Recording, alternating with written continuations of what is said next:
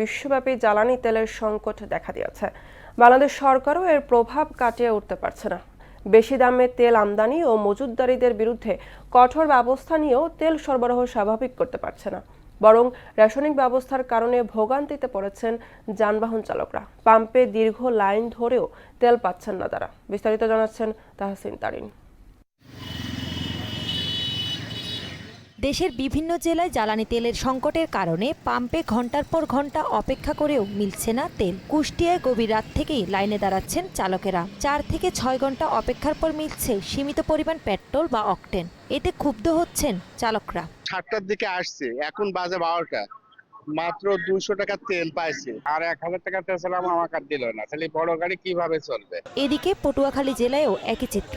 অনেকেই এক পাম্প থেকে অন্য পাম্পে ঘুরেও তেল পাচ্ছেন না। এতে ভোগান্তিতে পড়েছেন যানবাহনের মালিকরা। প্রত্যেকটা পাম্পে গেছে, কোনো তেল পাচ্ছি না। 2 ঘন্টা ধরে দাঁড়াইছি, অন্য পাম্পে ওদিকে তা নাই, এইখানে শুধু আছে। সমাধান না পাই তাহলে আমরা কেমনে বউবা চলে না খাই মরা লাগবে তেল বগর। পাম্প কর্তৃপক্ষ বলছেন, যে পরিমাণ তেল তারা পান তার চেয়ে বেশি চাহিদা থাকায় তাদের অনেক সমস্যার সম্মুখীন হতে হচ্ছে। পাম্পে তেল আসার সাথে সাথে আমরা কাস্টমারদেরকে দিতেছি এবং অন্যান্য পাম্পের থেকে আমরা একটু বাড়াই দিতেছি। ফরিদপুরের অধিকাংশ ফিলিং স্টেশনে তেল না থাকায় জ্বালানি সরবরাহ বন্ধ রয়েছে। পরিবেশক সমিতির তথ্য মতে শহরের বড় পাম্পগুলোর 90%ই তেল শূন্য। নতুন বরাদ্দ না আসা পর্যন্ত সরবরাহ করা সম্ভব হবে না। সিরিয়ালে ছিলাম, অল্প কিছু তেল এসেছে, আমরা সিরিয়ালে আরো তেল পাইনি।